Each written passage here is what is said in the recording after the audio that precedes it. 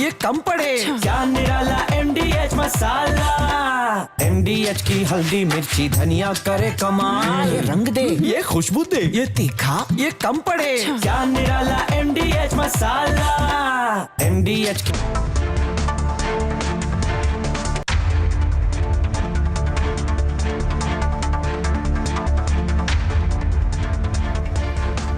नमस्कार, बहुत स्वागत है आपका। आपके साथ मैं हूं मृदुल शर्मा और आप देख रहे हैं देश का नंबर 1 न्यूज शो ये भारत की बात है।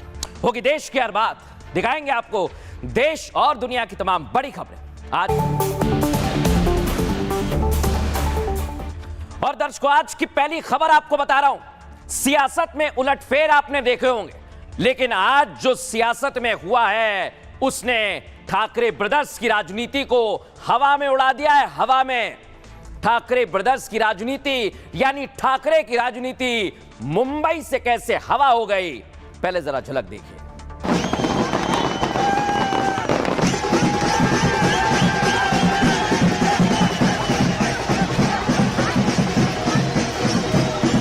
छत्रपति शिवाजी महाराज की, धर्मवीर छत्रपति संभाजी महाराज की जय भवानी, जय भवानी। मैं पूरे मतदार बंधु भगिनों का मैं आज तहे दिल से धन्यवाद मानता हूँ। पैसा आ रहा, निष्ठा जीती, ये सामान्य जनता की जीत है। देवेंद्रजी फडणवीस साहेबांचा महाविनाश अघाड़ी आज वो जनता का विश्वास खो बैठे। नकारात्मक राजनीति के लिए कोई जगह नहीं है। उभाटा पूरी तरह से मन से पूरी तरह से मुंबई से समाप्त हो चुके हैं। मुंबई में मतलब मेयर हमारा होगा, महायुति का होगा, और मुंबई का मेयर मराठी भाषिक होगा। नकारात्मक राजनीति करने वालों को महाराष्ट्र की जनता ने एक करारा जवाब दिया है। देख लिया दर्शकों आपने, क्या जनता ने जवाब दिया है। इसकी पूरी कहानी क्या है आज आपको ए से लेकर जेड तक पूरी तस्वीर बताऊंगा। पहले आप देखिए, बीजेपी की जबरदस्त जीत हुई है और जीत के नायक रहे हैं देवेंद्र फडणवीस। दिखाइए जरा कैसे देवेंद्र फडणवीस का आज जीत के बाद स्वागत किया गया है और कार्यकर्ताओं का उन्होंने हौसला बढ़ाया है।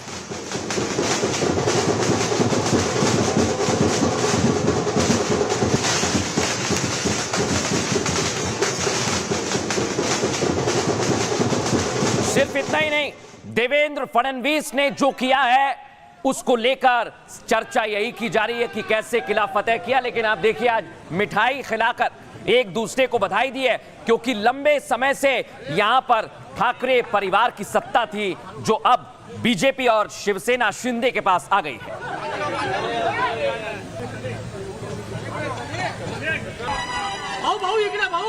यहां पर मिठाई खिलाई जा रही है और यहां पर देखिए आप, ठाकरे ब्रदर्स का किला ढह गया। मुंबई में जश्न का माहौल है, अलग अलग जगह से तस्वीर सामने आई है। सुनवाइए जरा कैसे आतिशबाजी हो रही है।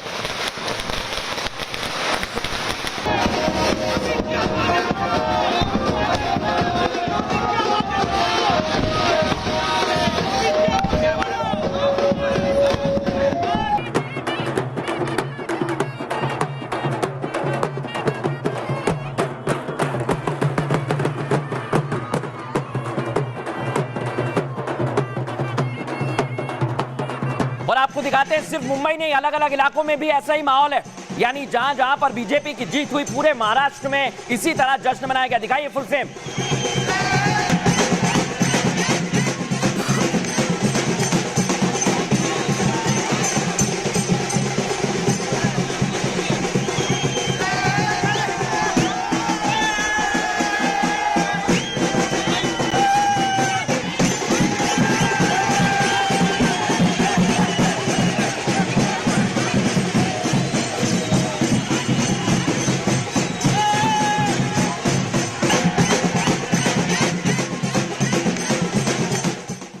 आपको दिखाता हूं दर्शकों में, प्रधानमंत्री नरेंद्र मोदी ने एक्स पर पोस्ट किया और बताया, मैं कार्यकर्ताओं पर गर्व करता हूं जिन्होंने काम किया है, दिन रात एक की है, और इस जीत का श्रेय महाराष्ट्र की जनता और कार्यकर्ताओं को दिया है।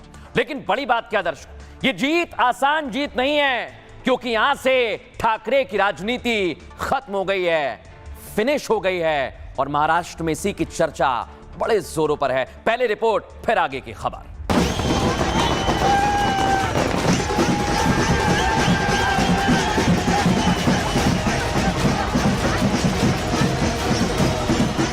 गायब है राज ठाकरे, गायब है बड़े भैया उद्धव ठाकरे। माया नगरी की जनता दोनों को ढूंढ रही है, दोनों ढूंढे नहीं मिल रहे। मुंह पर भी ताला लगा है क्योंकि दोनों अब मुंह दिखाने के काबिल भी नहीं बचे हैं।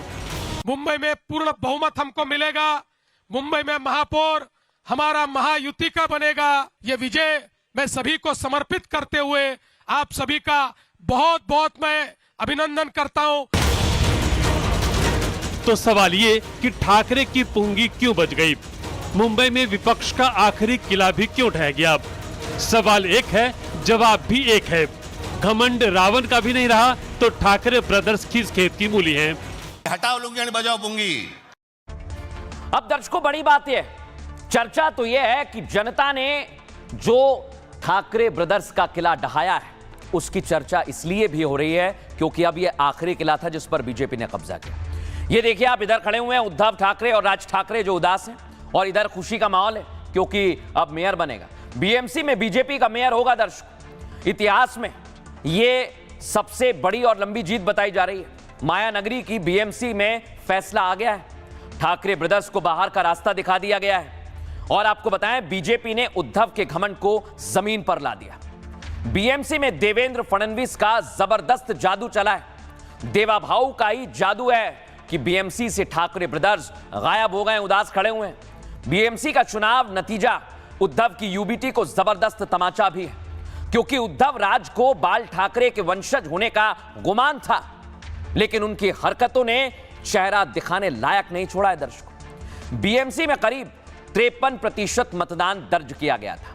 अनुमान है कि महायुति को 42% से ज्यादा वोट मिले हैं, लेकिन आपको बताऊं मैं, यह फडणवीस की कड़ी मेहनत की वजह से हुआ है। देवेंद्र फडणवीस ने चुनाव में 20 रैलियां की।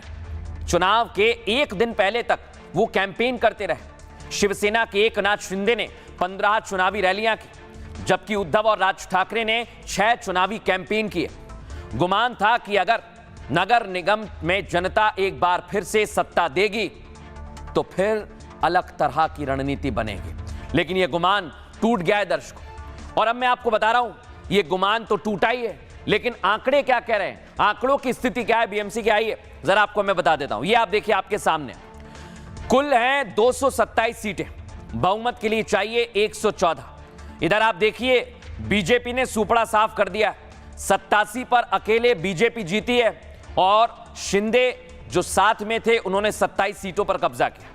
लेकिन उद्धव, यहां पर उद्धव बाला साहब ठाकरे की पार्टी को 67 सीट मिली, 10 पर मन से यानी एमएनएस आगे रही और कांग्रेस के खाते में 23 गई है।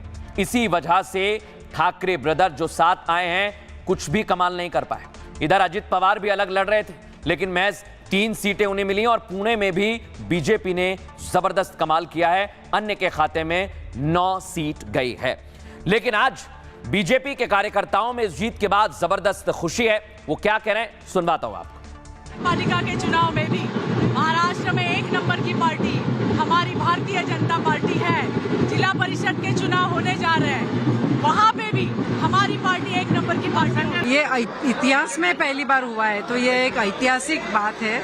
तो सब लोगों का उत्साह तो आप देख रहे हैं, तो ये तो हो गया है। अभी भारतीय जनता पार्टी और महायुति, इनका ये जीत है, समेत जीत। हमें इतने वोटों से जिताया है, मैं पूरे मतदार बंधु भगिनों का मैं आज तहे दिल से धन्यवाद मानता हूँ। ऐसा है कि आज रिजल्ट आया है, जनता ने जो भरोसा जताया है वो भरोसे पे खरे उतरने का जवाबदारी जिम्मेदारी मुझ पे बढ़ गया है। अब कार्यकर्ताओं ने तो कह दिया दर्शकों, लेकिन जिस नेता की वजह से जीत हुई है वो है मुख्यमंत्री देवेंद्र फडणवीस। उन्होंने जीत के बाद क्या कहा सुनवाता हूं आपको। आज महाराष्ट्र में 29 महानगर पालिका के चुनाव में 25 जगह पर भारतीय जनता पार्टी और मित्रों का विजय हुआ है। महाराष्ट्र की जनता ने भारतीय जनता पार्टी पर पूर्ण विश्वास दिखाया है।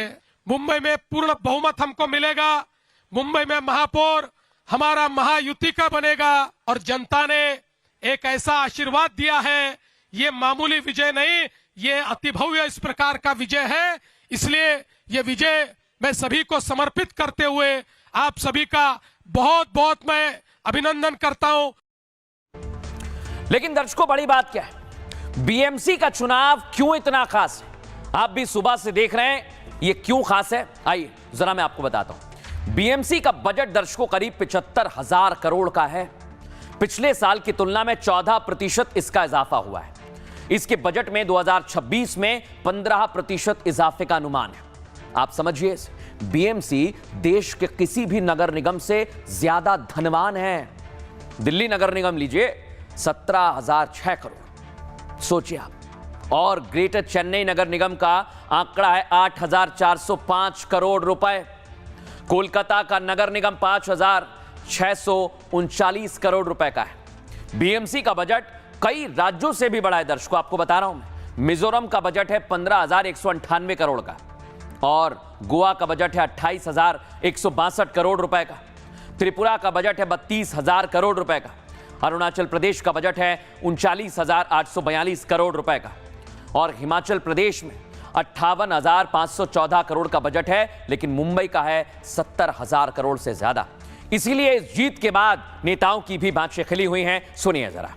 एग्जिट पोल बीजेपी ने धड़ाधड़ डालना शुरू कर दिया, और हम लोग जीत रहे हैं, हमारा मेयर हो रहा है, हमारा मेयर हो रहा है। ये नाचना गाना शुरू हो गया उनका। ये कौन सी डेमोक्रेसी है? ये भारतीय जनता पार्टी वाले, ये शिंदे वाले, अजित पवार वाले चाहे कितनी भी बुरा काम करें, लेकिन आप डरो मत, आप लोगों ने वोट किया है हमको। अब अगर ईवीएम से वोट गायब किया तो अलग बात है, लेकिन हमें लगता नहीं। महाविनाश अघाड़ी जो कांग्रेस और उद्धव ठाकरे जी, शरद पवार जी, उनको 7-8% सिर्फ सीटों में बढ़त है कि आज वो जनता का विश्वास खो बैठे। नकारात्मक राजनीति के लिए कोई जगह नहीं है। आपस में लड़ झगड़ के तो ये महाराष्ट्र को क्या संभालेंगे?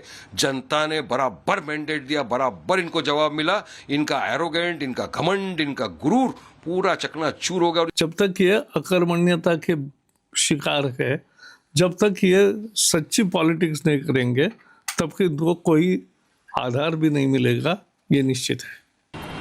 वो भाटा पूरी तरह से, मन से, पूरी तरह से मुंबई से समाप्त हो चुके हैं। 30 वर्षों से जिस प्रकार से उन्होंने मुंबई का दुरुपयोग किया, उसका गैर वापर किया, आज मुंबई के आवाम ने, मुंबई की जनता ने, मुंबई के मतदाताओं ने पूरी तरह से उनकी राजनीति को रिजेक्ट किया है।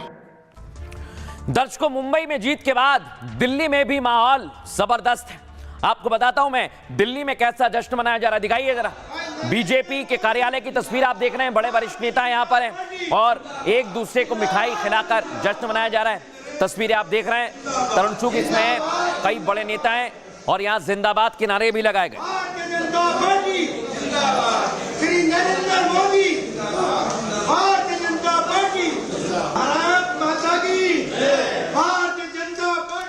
अब दर्शकों, अन्नामलाई बीजेपी के नेता थे जो पहुंचे थे प्रचार के लिए, लेकिन राज ठाकरे ने उन पर निशाना साधा।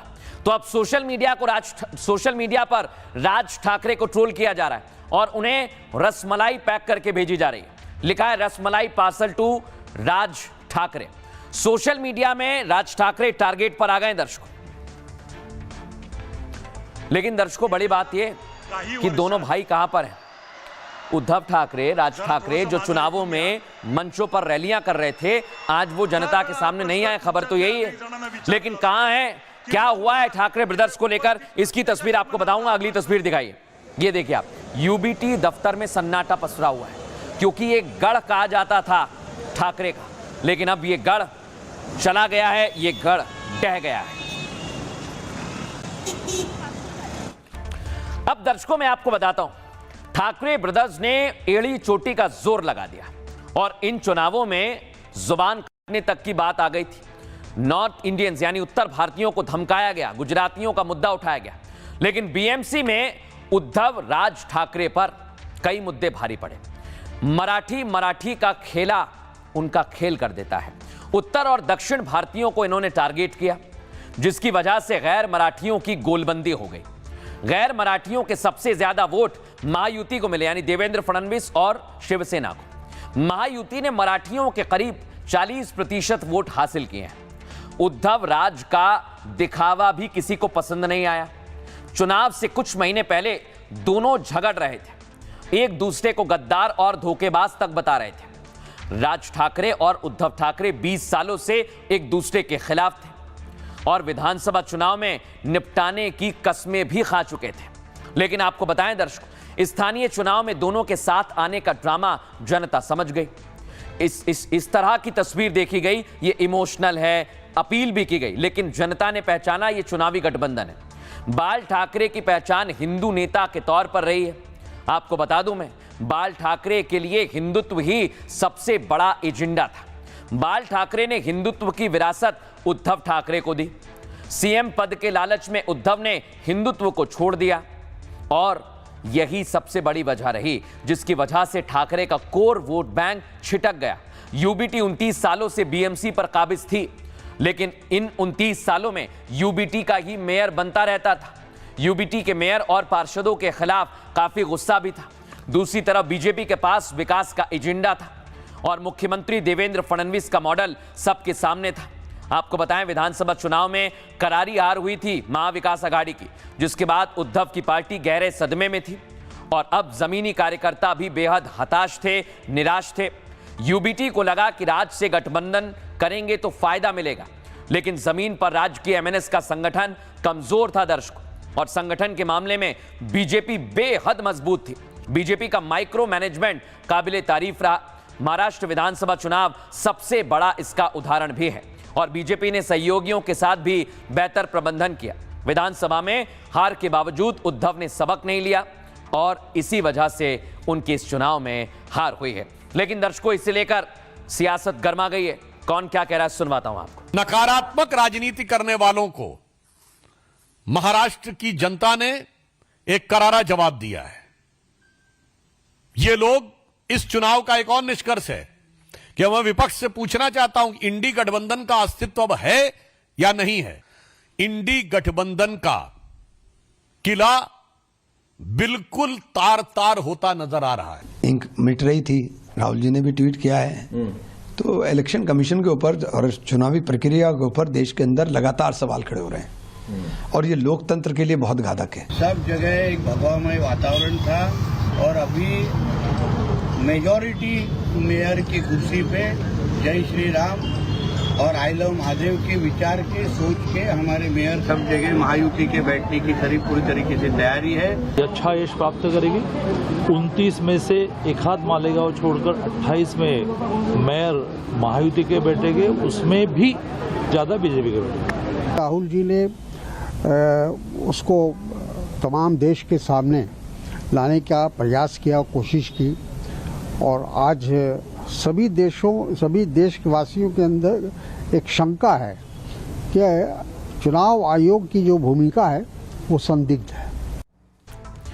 दर्शकों, आपने ये तस्वीर तो देख ली है, लेकिन आपको बताता हूं देश भर में जश्न मनाया जा रहा है। एक जश्न की तस्वीर उत्तर प्रदेश से सामने आई। महाराष्ट्र की जीत का जश्न लखनऊ में मनाया गया। उत्तर भारतीयों का भी मुद्दा गूंजा था। फुल फ्रेम दिखाइए इसे।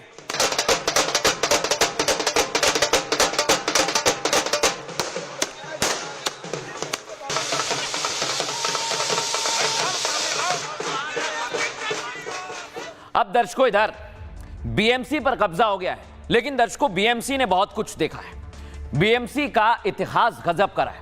आपको बताता हूं, मैं साल दर साल चुनाव हुए और आपको पीछे लेकर चलता हूं इन चुनावों में क्या खास रहा। बीएमसी के 3 चुनाव एक सच। 2017 के आंकड़े आपके सामने। जब उद्धव ठाकरे की शिवसेना थी 84 जीते, बीजेपी 82 पर थी, कांटे की टक्कर हुई थी, कांग्रेस पार्टी को 31 मिली थी। इधर शरद पवार थे जब 9 सीटें मिली, एमएनएस को 7, समाजवादी पार्टी को 6 और अन्य के खाते में गई 8। इसके पहले चुनाव में चलते हैं आपको 2012 में, जब भी शिवसेना 75 पर थी। आप सोचिए कितना बड़ा गैप था। बीजेपी 31, कांग्रेस पार्टियां 52 पे थी और एनसीपी 13, एमएनएस यानी मन से 28, समाजवादी पार्टी 9 और अन्य के खाते में 19 थी। 2007 में तो वर्चस्व और जबरदस्त था। देख रहे हैं आप शिवसेना को 84 और बीजेपी के पास 27 सीटें थी, कांग्रेस पार्टी 75, एनसीपी 14, मन से 7, समाजवादी पार्टी 7, अन्य के खाते में थी 12 सीट। लेकिन यह सच है कि कांग्रेस पार्टी जबरदस्त आगे चल रही थी, सिंगल लार्जेस्ट पार्टी, लेकिन गठबंधन था बीजेपी और शिवसेना में। गठबंधन टूटा, हिंदुत्व का मुद्दा हटा और उसके बाद स्थितियां शिवसेना के लिए खराब हुई। अब एक नाथ शिंदे के पास शिवसेना है और ठाकरे के पास कुछ नहीं, इसलिए बीजेपी के नेता जश्न में डूबे हुए हैं। दिखाइए फुल फ्रेम।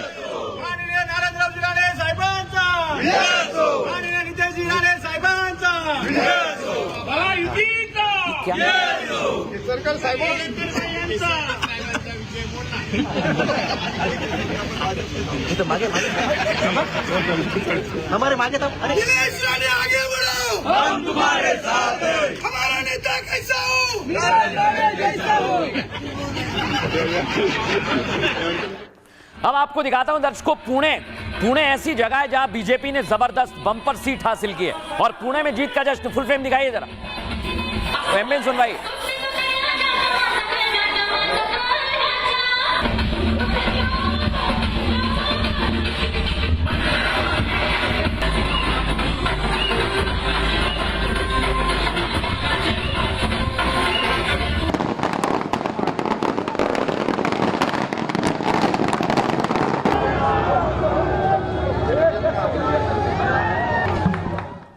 लेकिन दर्शकों, देवेंद्र फडणवीस के लिए बहुत बड़ी जीत है। मुख्यमंत्री बनने के बाद उन पर चैलेंज था, करें तो करें क्या, लेकिन भगवा भगवा महाराष्ट्र हो गया। महाराष्ट्र में बीजेपी की आंधी चल रही है। बीजेपी गठबंधन एक तरफा जीत की ओर बढ़ रहा है। 29 नगर निगमों में से 23 पर जीतती दिख रही है। आपको बताएं, इसका सीधा मतलब ये महाराष्ट्र भगवा भगवा हो गया है। महाराष्ट्र में 2869 सीटों के लिए 15 फरवरी को वोट पड़े थे। इनमें से बीजेपी गठबंधन आधे से ज्यादा सीटों पर जीत रही थी और चुनाव से पहले ही बीजेपी गठबंधन के 68 उम्मीदवार निर्विरोध जीते। बीजेपी पुणे, ठाणे, नासिक और नागपुर जैसे नगर निगम में सत्ता के करीब है। पुणे में बीजेपी के पास 165 में से 90 सीट हैं, जिस पर जीत की तरफ बढ़ रही है। नागपुर में बीजेपी 151 में से 109 सीटों पर जीत रही है और अजित पवार की गढ़ पिंपरी चिंचवाड़ में भी बीजेपी मजबूत रही। आपको बताएं, पिंपरी चिंचवाड़ में बीजेपी 80 सीटों पर जीतती हुई नजर आई। लातूर में कांग्रेस को जीत मिली। चंद्रपुर से वो आगे हैं। परभणी नगर निगम ने उद्धव ठाकरे को थोड़ी सी राहत दी, इज्जत बचाई। परभणी में उद्धव की पार्टी की बढ़त बनी हुई है। मुस्लिम बहुल इलाकों में AIMIM की जीत हुई है और राज्य में ओवैसी की पार्टी 75 सीटों पर आगे है। औरंगाबाद में जहां 24 सीटों पर जीत मिली है, वहीं मुंबई में भी ओवैसी की पार्टी AIMIM ने 3 सीटें जीती हैं। मालेगांव में ओवैसी की AIMIM किंग मेकर की भूमिका में रही है। मालेगांव में 84 सीटों में 20 सीटों पर AIMIM को जीत मिली है और इसी को लेकर कहा गया कि देवेंद्र फडणवीस की एक बार फिर जीत हुई। जीत के बाद उन्होंने प्रदेश अध्यक्ष को बधाई दी है। मुख्यमंत्री रहते हुए कैसे उन्होंने बधाई दी, सुनवाता हूं आपको। माननीय अध्यक्ष महोदय रवींद्र चव्हाण साहेब, अभिनंदन तुमचं फार फार। तुमच्या नेतृत्वामध्ये संपूर्ण महाराष्ट्रात मिळालेला जो विजय आहे तो नेत्रदीपक अशा प्रकारचा विजय आहे, त्यामुळे तुम्हाला तुमचं मनापासून अभिनंदन। यस, ये जो विजय है महाराष्ट्र की जनता का, हमारे प्रधानमंत्री मोदी जी पर जो विश्वास है, उस विश्वास की यह विजय है। इस देश में और महाराष्ट्र में प्रधानमंत्री मोदी जी ने जो विकास और विश्वास की राजनीति शुरू की है, उसका ये विजय है। बीजेपी से सीखने को भी बहुत कुछ है। वो पॉलिटिकल पार्टी नहीं है, वो पॉलिटिकली प्रोफेशनली रन करते हैं अपने आप को। और जो नया जमाना है डाटा चोरी का, कभी सोचा था आपने 5 साल पहले, 3 साल पहले कि इलेक्शन होने जा रहा हो, कोई पॉलिटिकल पार्टी अपनी एजेंसियां लगाए और डाटा चोरी करने के लिए जाएं? तो ये नए तरह की चीजें हैं, प्रोफेशनल पॉलिटिक्स करती है बीजेपी। ये विजय स्पष्ट करती है कि पाकिस्तान की सेना के ट्यून पर नागिन डांस करने वाली पार्टियों को जनता वोट के रूप में चोट दे रही है। मुंबई वासियों ने भारतीय जनता पार्टी गठबंधन के ऊपर विश्वास रखते हुए संपूर्ण बहुमत भारतीय जनता पार्टी गठबंधन को मिलते हुए दिख रहा है। ये वोट जो है, ये मैंडेट जो है, ये कॉल जो है, ये मुंबई के विकास के लिए दिया गया। अब दर्शकों, खबरों में आगे बढ़ेंगे। एक और बड़ी खबर आपको बता रहा हूं। दुनिया में इस समय ट्रंप जो फैसला लेंगे उसी पर सबकी निगाहें हैं, क्योंकि ईरान से कहा गया कि ट्रंप अगर नहीं रुके तो हम हमला कर देंगे। ट्रंप के ऊपर हमला करने की धमकी दी जा रही है, लेकिन ट्रंप हथियार डालेंगे या हमला करेंगे, पहले झलक देखिए।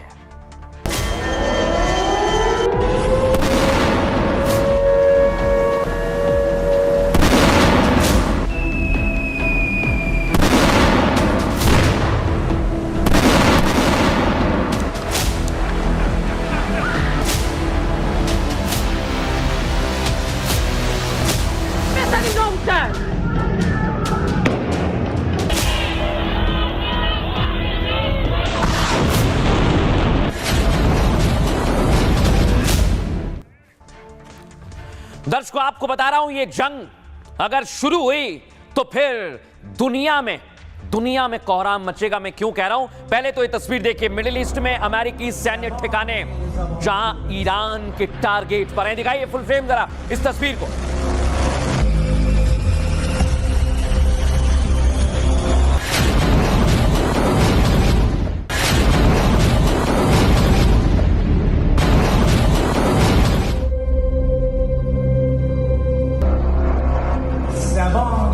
अब दर्शकों, आपको बताता हूं, इधर ईरान रुक नहीं रहा है। टीवी चैनल पर ट्रंप को गोली मारने की, खोपड़ी खोलने की धमकी दी जा रही, देख रहे हैं आप। और इस बार कहा गया है कि निशाना चूकने वाला नहीं है, बुलेट टारगेट पर है। दिखाइए जरा ये ईरानी मीडिया में क्या चल रहा है।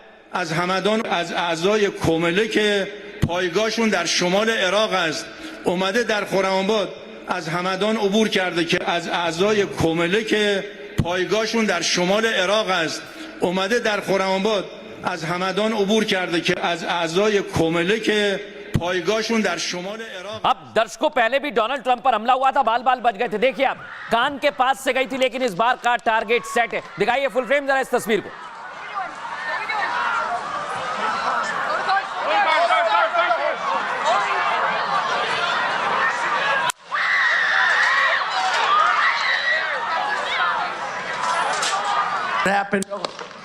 अब दर्शकों, मैं आपको बताता हूं, सिर्फ ईरानी मीडिया नहीं, ईरान के नौसेना कमांडर खुलेआम धमकी दे रहे हैं। खुलेआम, दर्शकों सुनिए जरा वो क्या कह रहे हैं। शक्तिशाली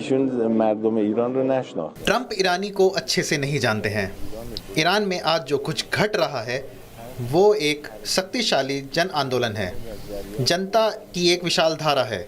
वो जानते हैं कि सागर और धारा क्या कर सकते हैं। जब जलजला आएगा तो वो अपने रास्ते में आने वाली हर चीज को बहा ले जाएगा।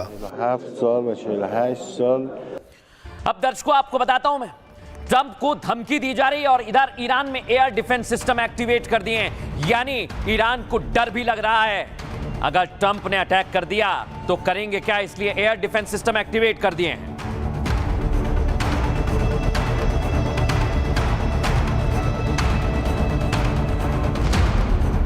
दर्शकों, ईरान ने भले ही अपनी डिफेंस मजबूत की है, लेकिन इस बार समंदर में कहर बरपाएंगे क्या डोनाल्ड ट्रंप, क्योंकि उन्होंने अपने वॉरशिप्स को तैनात किया।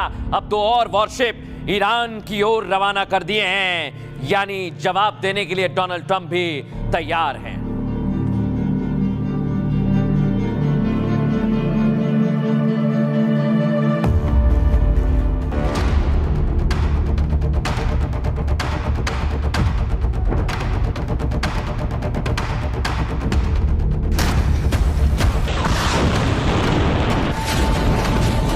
खुद को दुनिया का खलीफा बताने वाले ट्रंप से बड़ा खलीफा फुल पावर में है। अब ईरान की मिसाइल के सीधे टारगेट पर ट्रंप आ गए हैं। ट्रंप की खोपड़ी खोलने की धमकी दी जा रही है। लाइव प्रसारण में ईरान वार्निंग दे रहा है, दम है तो हमला करो, नहीं तो सरेंडर करो। ईरानी सेना धमकी दे रही है, कह रही है ट्रंप को क्या लगा था, मुट्ठी भर वेनेजुएला पर हमला करके खुद को 30 मार खां समझ रहे थे। हिम्मत है तो 2-2 हाथ कर लें, रणभूमि में पता चलेगा किसकी तोप में कितने गोले हैं, किसकी वॉरशिप में कितने फाइटर जेट हैं, और एक एक हमले का बारूदी बदला लेंगे, बता देंगे ईरान क्या चीज है। ट्रंप ईरानी को अच्छे से नहीं जानते हैं। ईरान में आज जो कुछ घट रहा है वो एक शक्तिशाली जन आंदोलन है। वो जानते हैं कि सागर और धारा क्या कर सकते हैं। जब जलजला आएगा तो वो अपने रास्ते में आने वाली हर चीज को बहा ले जाएगा। आखिर इस गुस्ताखी के पीछे की वजह क्या है? आखिर खलीफा के हाथों कौन से हथियार लग गए हैं? क्या पुतिन के इशारे पर ईरान अमेरिका को खुली चेतावनी दे रहा है, या फिर इसके पीछे सीक्रेट सुपरमैन की स्ट्रेटेजी है? सब कुछ बताएंगे। आखिर ट्रंप क्यों डर गए, ईरान के सामने क्यों सरेंडर कर दिया?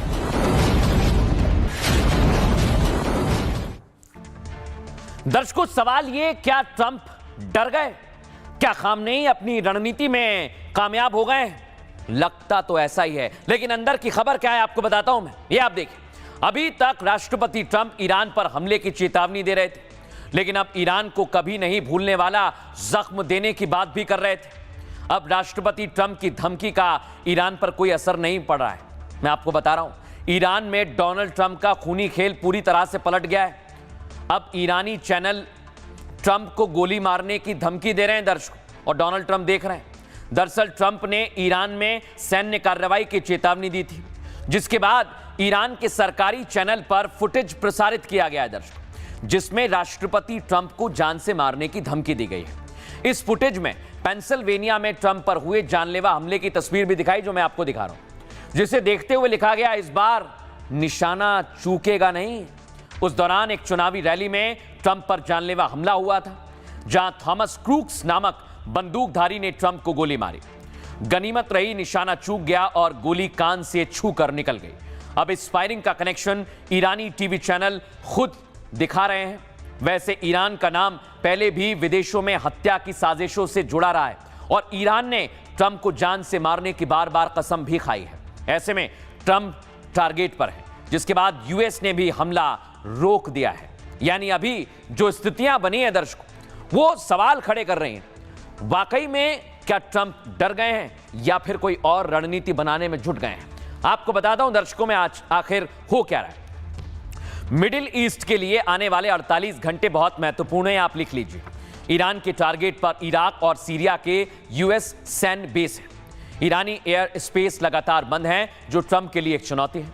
अगर ईरान अपनी हवाई सीमा दोबारा नहीं खोलता और अमेरिकी युद्धपोत ईरानी सीमा के करीब पहुंच जाते हैं, तो सीधे तौर पर अमेरिका और ईरान में टकराव संभव है। दूसरी ओर सबकी नजर अब ट्रंप की चुप्पी पर टिकी हुई है, क्योंकि राष्ट्रपति ट्रंप अब तक जो बोलते थे वही करते थे, लेकिन खामनेई के सामने ईरान में उनकी एक नहीं चल रही।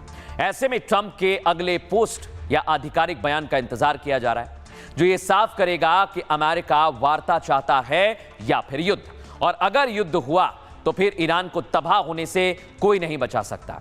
और इसको लेकर दर्शकों हमने जानकारी भी ली है, डिफेंस एक्सपर्ट से बात की है। ईरान ने अमेरिका और इजराइल पर गंभीर आरोप भी लगाए हैं। सुनवाता हूं आपको क्या कहा गया। Peaceful protest that began on 28 December 2025 with legitimate economic demands were deliberately hijacked by organized armed groups and transformed into violent riots. The situation is in fact very simple. The United States regime and its accomplices, particularly the Israeli regime, cannot evade responsibility for the innocent blood that has been shed in my country. अब दर्शकों, Iran तो धमकी दे रहा है, लेकिन Donald Trump क्या करेंगे ये किसी को नहीं पता। और डोनाल्ड ट्रंप सरप्राइज देते हैं, दुनिया जानती है, चौंका देते हैं। लेकिन इधर पूरी तैयारी की जा रही है। ईरानी बॉर्डर पर सुरक्षा सख्त कर दी गई है। फुल फ्रेम दिखाइए जरा, कैसे सुरक्षा का इंतजाम है।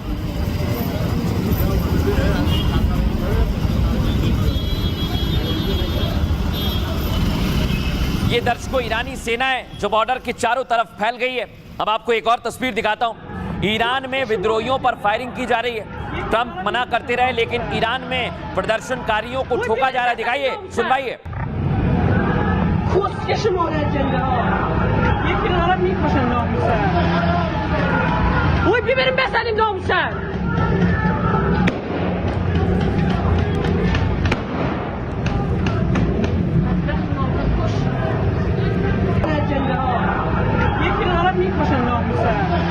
ये आप देख रहे हैं, ईरान में नरसंहार हो रहा है। लाशों का अंबार लगा हुआ है, लाशों के ढेर लग गए हैं। ये डराने वाले भी हैं दर्शकों। अब आपको बताऊं दर्शकों, मैं ये तस्वीर क्यों है, क्योंकि खामनेई का विरोध बढ़ता जा रहा है और सरकारी भवनों पर पेट्रोल बम से अटैक किया जा रहा है। क्या वाकई डोनाल्ड ट्रंप इसके पीछे हैं? क्या इजराइल इसके पीछे है? क्योंकि खामनेई आरोप लगा रहे हैं।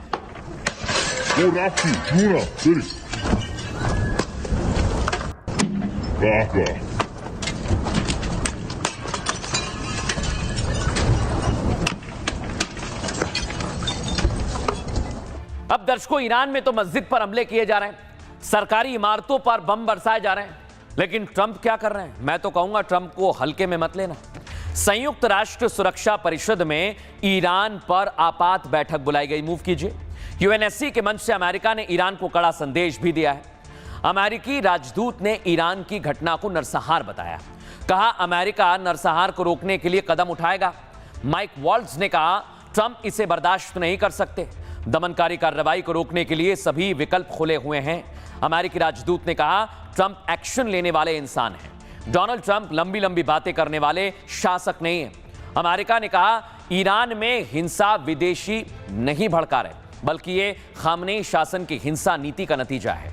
हिंसा, दमन और धमकियों के खिलाफ लोग सड़कों पर आ गए हैं। अमेरिका ने यूएनएससी में इंटरनेट ब्लैकआउट का भी मुद्दा उठाया। कहा, इंटरनेट बंद होने से खामनेई की क्रूरता से दुनिया अनजान है, इसलिए अब ईरान में इस क्रूरता को रोकना अमेरिका का मकसद है, दायित्व भी है। लेकिन यूएनएससी में अमेरिकी राजदूत क्या कह रहे हैं, वो आपको सुनवाता हूं। President Trump is a man of action, not endless talk like we see at the United Nations. He has made it clear all options are on the table to stop the slaughter. And no one should know that better than the leadership of the Iranian regime.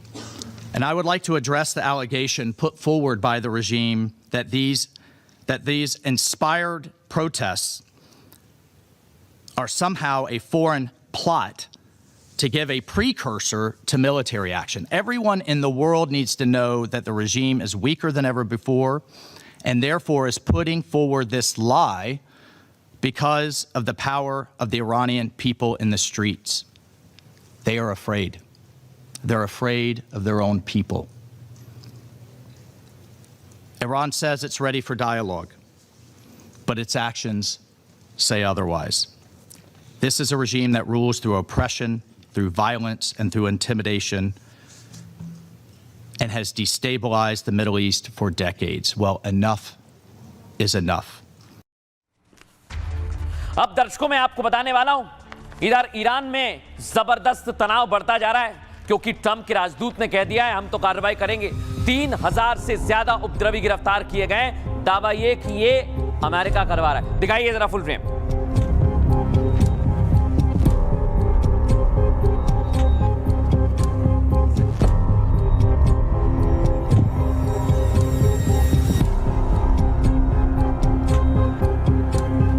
अब दर्शकों मैं आपको बताता हूं, police विद्रोही जो प्रदर्शन कर रहे हैं उन पर फायरिंग कर रही है। दिखाते हैं आपको, मैं दिखाइए जरा।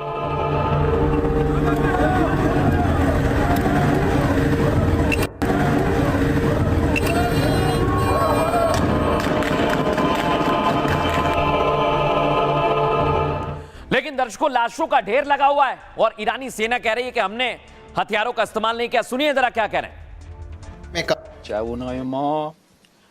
अगर हमारे जवानों ने अपने हथियार का इस्तेमाल किया होता तो दंगाइयों को 2 घंटे में काबू कर लिया जाता, लेकिन उन्होंने अन्य प्रदर्शनकारियों को मानव ढाल के रूप में इस्तेमाल किया, जिसके कारण उनमें से कई लोगों को अपनी जान गंवानी पड़ी।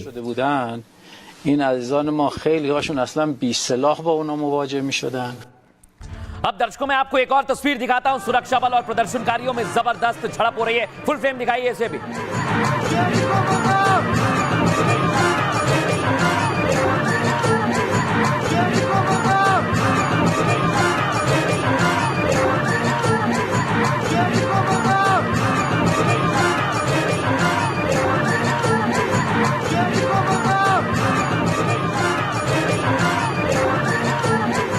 लेकिन दर्शकों खबर यह है कि ट्रंप की नजर है और ईरान की तरफ 2 और वॉरशिप बढ़ रही है। जैसा मैंने आपको बताया, ये इतनी खतरनाक है कि ईरान इनका मुकाबला कर नहीं पाएगा।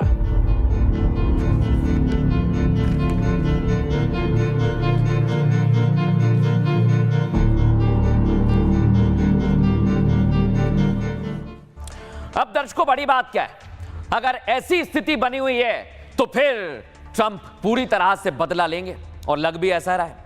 अमेरिका और ईरान में तनातनी चरम पर है दर्शकों। दोनों देश एक दूसरे को हमले की धमकी दे रहे हैं। तनाव के बीच अमेरिकी सैन्य ताकत ईरान की तरफ बढ़ गई है।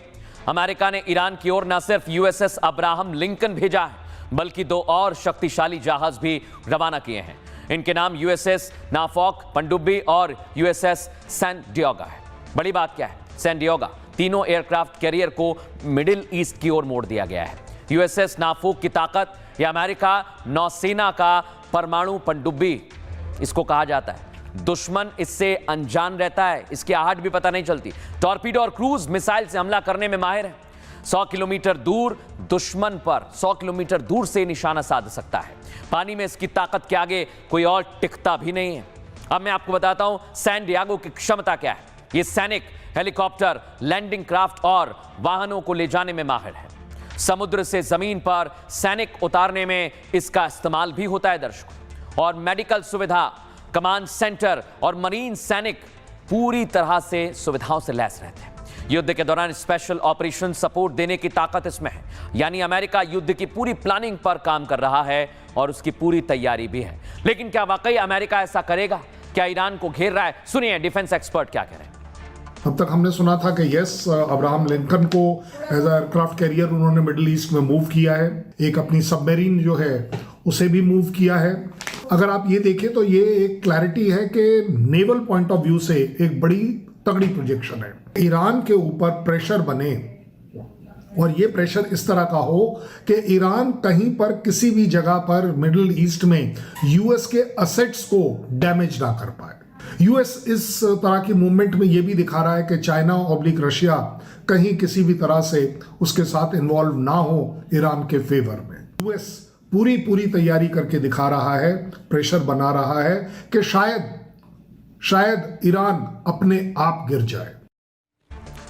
अब दर्शकों आपको बताते हैं ईरान में विद्रोह शुरू हुआ था बुरके को लेकर और उसकी तस्वीर मैं आपको दिखाता हूं। देख रहे हैं आप, ईरान को सीरिया बनाने का डर है। खामनेई के खिलाफ विरोध की वजह सबसे बड़ा यही है बुरका।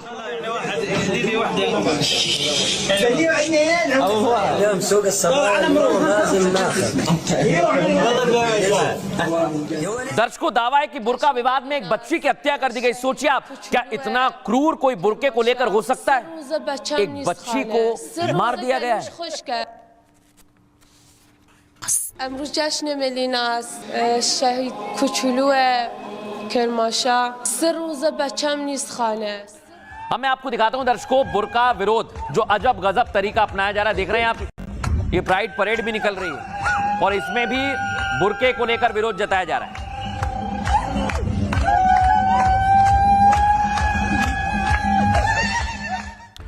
लेकिन दर्शकों बड़ी बात क्या है? क्या खामनेई कोई सीक्रेट प्लान पर काम कर रहे हैं? क्योंकि प्रदर्शन हो रहा है लेकिन खामनेई की तैयारी पूरी है। ईरान में विद्रोहियों के नरसंहार की सारी हदें पार हो गई हैं। आपको बताएं अमेरिका इसके लिए सुप्रीम लीडर खामनेई को जिम्मेदार बता रहा है, लेकिन खामनेई इसे अमेरिका इजराइल की साजिश बता रहे हैं। आपको बताएं खामनेई का दावा है कि ईरान में विद्रोह की वजह चाहे जो भी हो, लेकिन ईरान के खिलाफ साजिश अमेरिका और इजराइल रच रहा है। प्रदर्शन में शामिल 3 साल की बच्ची को भी मार दिया गया है। बच्ची को इसके लिए मारा क्योंकि उसकी मां हिजाब पहनती थी। हालांकि ईरान में विद्रोह की शुरुआत बुर्का और हिजाब को लेकर ही हुई थी। ईरान की जनता शरिया कानून के खिलाफ पहले से ही सड़कों पर उतरी थी और देखते ही देखते ये विद्रोह अर्थव्यवस्था और महंगाई के खिलाफ भी हो गया, जिसमें ट्रंप ने भी घी डालने का काम किया है और हमले की धमकी दी है। आपको बताएं इन सब के बीच ईरान को लेकर अमेरिका में 2 बड़े फैसले हुए। पहला ये कि ईरान पर फिलहाल अमेरिका हमला नहीं करेगा। अमेरिका ने दूसरा फैसला ईरान के सर्वोच्च परिषद के प्रमुख पर लिया। ट्रंप ने सर्वोच्च परिषद के प्रमुख अली लारीजानी पर प्रतिबंध लगा दिया है। आपको बताएं दावा है कि लारीजानी की कूटनीति के चलते ही ट्रंप हमला नहीं कर पाए। खबर है कि लारीजानी ने अरब कंट्री से बात कर ट्रंप पर प्रेशर बनाया, जिसके बाद अरब कंट्री ने अमेरिका को हमला करने के लिए मना किया। इसकी वजह से ट्रंप बैकफुट पर आए और नई रणनीति पर काम करने लगे और इसी को लेकर दर्शकों दुनिया में चर्चा भी हो रही है। डिफेंस एक्सपर्ट कर्नल सूडी क्या कह रहे हैं, सुनिए जरा।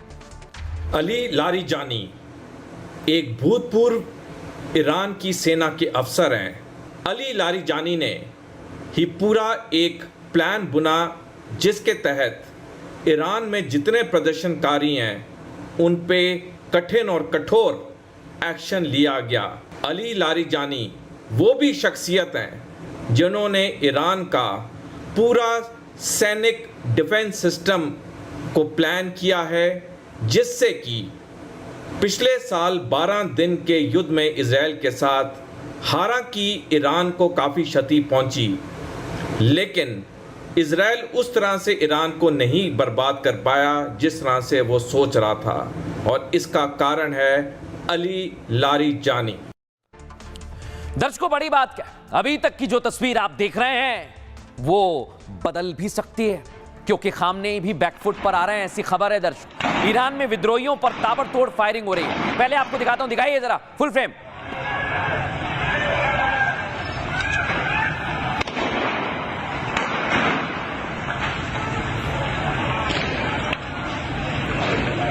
अब दर्शकों, क्या ये वाकई भड़काया जा रहा है? क्योंकि एक के बाद एक कई शहरों से फायरिंग की तस्वीर सामने आई, देख रहे हैं आप। फुल फ्रेम दिखाइए इसे।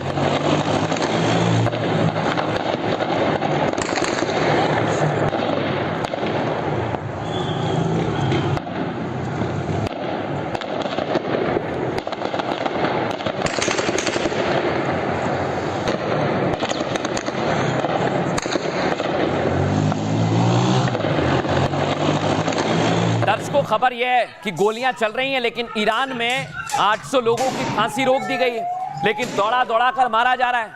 क्या ये फांसी से बदतर सजा है या फिर कुछ और?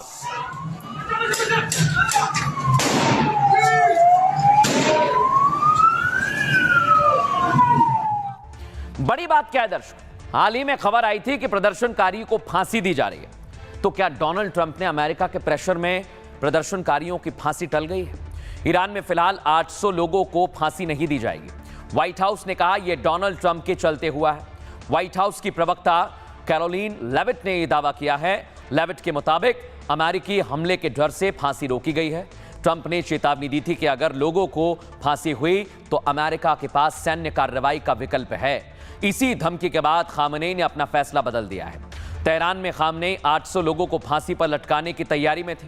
हालांकि अभी भी डोनाल्ड ट्रंप की नजर ईरान पर है और राष्ट्रपति और उनकी टीम ने ईरानी शासन को बताया कि अगर हत्याएं जारी रहीं तो इसके गंभीर परिणाम होंगे। लेकिन व्हाइट हाउस की प्रवक्ता क्या कह रही हैं, सुनिए जरा। राष्ट्रपति डोनाल्ड ट्रंप के दबाव में ईरान ने 800 फांसी की सजाएं रोक दी। अमेरिकी सैन्य कार्रवाई अभी भी एक विकल्प है। मानवाधिकार समूहों का कहना है कि प्रदर्शनकारियों पर हुई कार्रवाई में हजारों लोग मारे गए हैं। अगर हत्याएं जारी रही तो इसके गंभीर परिणाम होंगे।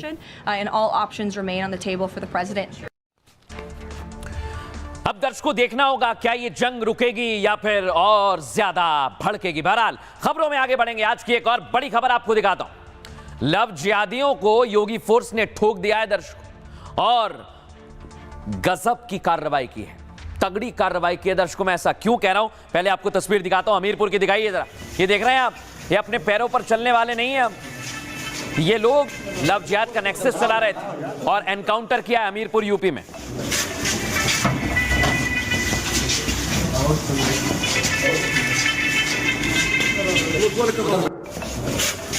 दर्शकों, ये जो आरोपी है, जनता भी इसे लेकर गुस्से में इसके घर पर पथराव कर दिया। देखिए जरा, फुल फ्रेम दिखाइए कैसे पथराव हो रहा है। उनकी है अलग है। हटा लो।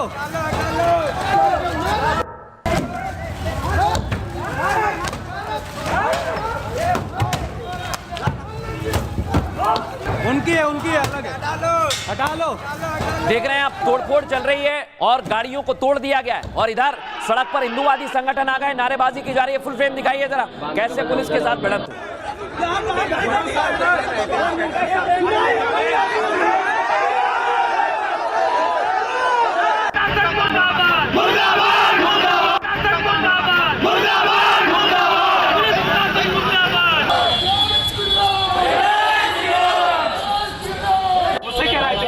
दर्शकों, दावा है कि आरोपी का परिवार अवैध आरा मशीन चलाता था, उस पर भी अब पुलिस ने एक्शन लिया है और इसे सीज कर दिया गया है।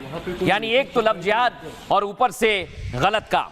लेकिन आपको मैं दो तस्वीर दिखाता हूं दर्शकों। यह है आरोपी अफान, जिस पर लव जिहाद का आरोप लगा है, और ये आप देख रहे हैं मौलाना खान, ये आरोपी के पिता हैं। अब इन दोनों पर एक्शन की बात की जा रही है। रिपोर्ट आपको दिखाता हूं।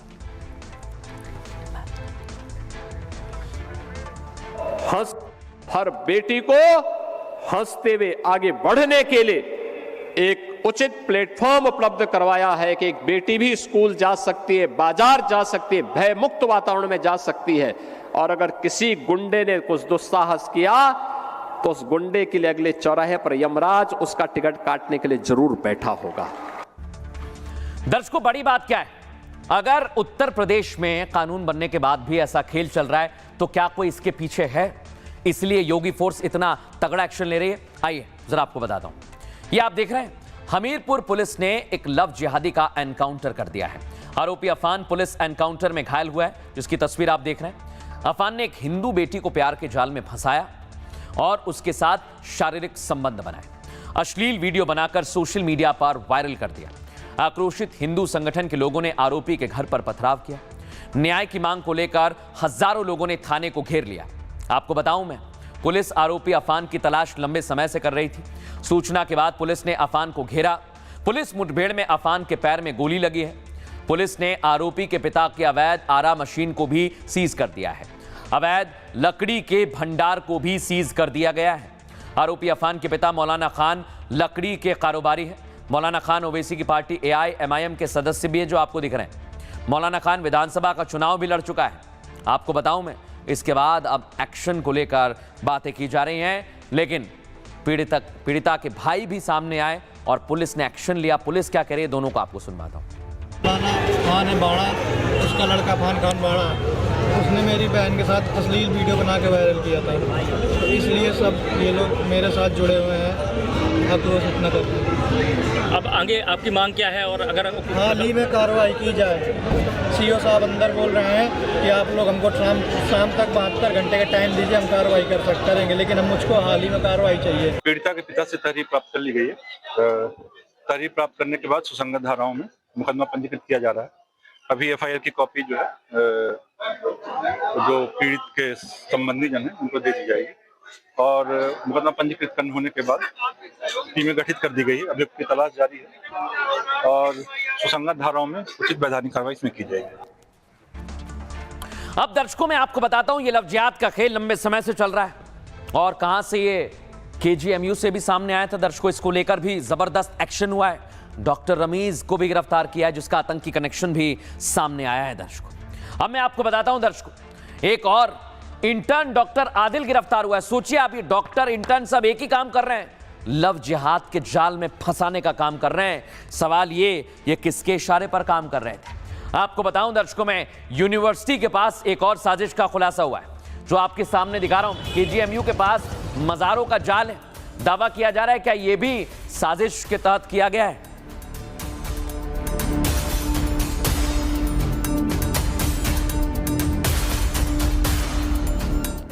लेकिन दर्शकों, कहीं पर डॉक्टर लव जिहाद कर रहा है, कहीं पर इंटर्न लव जिहाद कर रहा है। ये आखिर कितने लव जिहाद के डॉक्टर हैं? KGMU में लव जिहाद के आरोपी एक और डॉक्टर को गिरफ्तार किया है। लखनऊ पुलिस ने इंटर्न ने डॉक्टर आदिल, जिसको गिरफ्तार किया है। दर्शक, नर्सिंग की छात्रा ने यौन शोषण और ब्लैकमेलिंग के इस पर गंभीर आरोप लगाए। डॉक्टर आदिल ने पहले छात्रा से दोस्ती की, फिर शादी का वादा करके शारीरिक संबंध बनाए। नर्सिंग की छात्रा जब शादी के लिए दबाव बनाने लगी तो डॉक्टर आदिल ने वीडियो वायरल करने की धमकी दी। छात्रा की शिकायत पर 29 दिसंबर को ही FIR दर्ज हो गई थी। आरोपी डॉक्टर आदिल लगातार फरार चल रहा था। आपको बताएं, पुलिस से बचने के लिए लगातार लोकेशन बदल रहा था। शुक्रवार को पुलिस ने उसे दबोच लिया। खबर यह है, इससे पहले पुलिस डॉक्टर रमीज को भी गिरफ्तार कर चुकी है, जो आप देख रहे हैं। डॉक्टर रमीज पर लव जिहाद के गंभीर आरोप लगे हैं। एक महिला डॉक्टर से शारीरिक शोषण के आरोप लगे हैं। शादी के लिए धर्म बदलने का दबाव बनाने का आरोप लगा है और KGMU की कमेटी पूरे मामले की अब गंभीरता से जांच कर रही है। लेकिन दर्शकों, इसे लेकर BJP भी अब सामने आ गई है। BJP के नेता क्या कह रहे हैं, सुनवाता हूं आपको। इस प्रकार से वहां पर डॉक्टर हैं या जो तमाम लेडीज डॉक्टर हैं वहां पर, और ये पूरा लव जिहाद का जो वहां पर जो ये एक सिंडिकेट चल रहा है, वो अपने आप में बड़ा दुर्भाग्यपूर्ण है।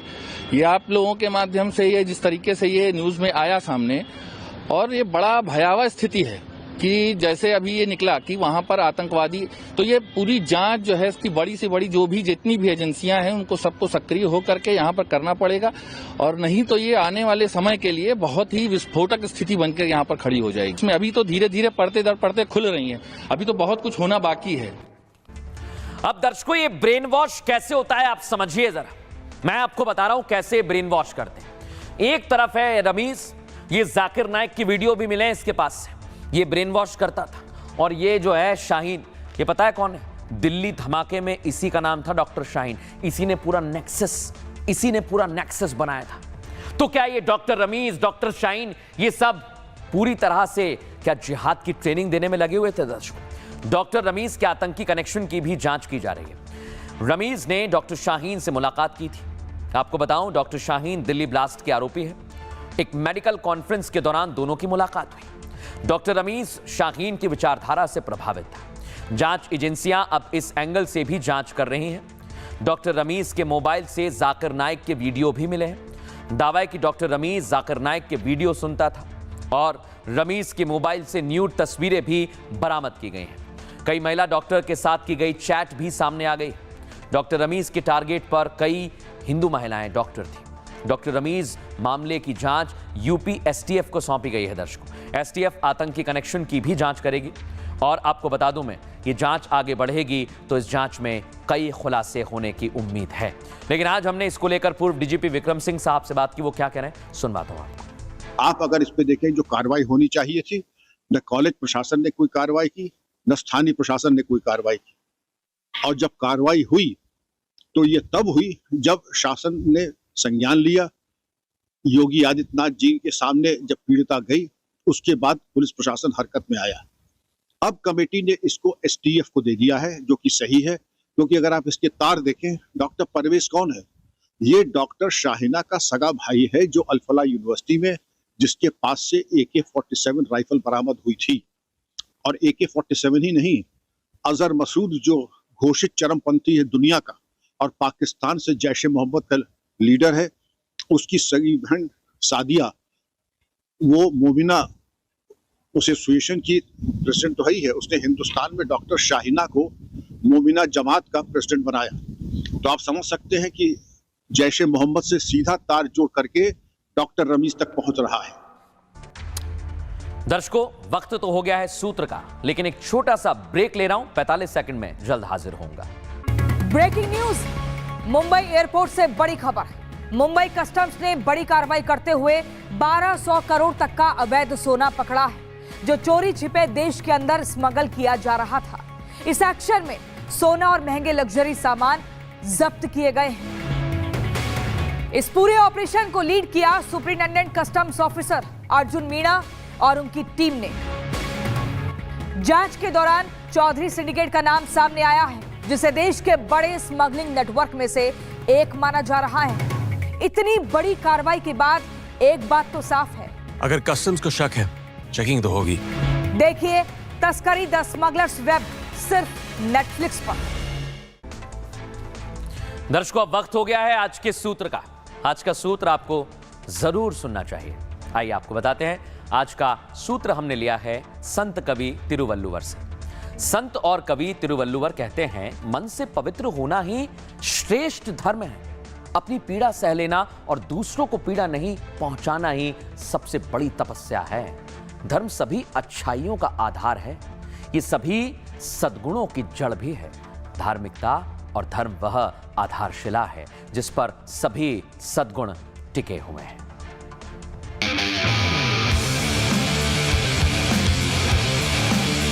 Realme 16 Pro सीरीज अब अपनी हर सेलिब्रेशन को बनाए और भी यादगार।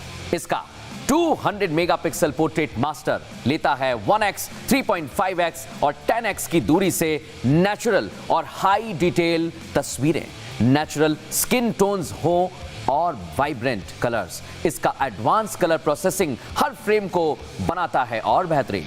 हर जूम पर परफेक्ट क्लैरिटी, क्योंकि ये है Realme 16 Pro series. Realme 16 Pro series, Realme perfect at every zoom.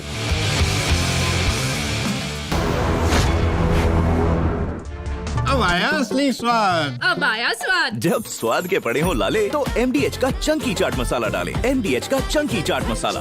MDH। अब आया असली स्वाद।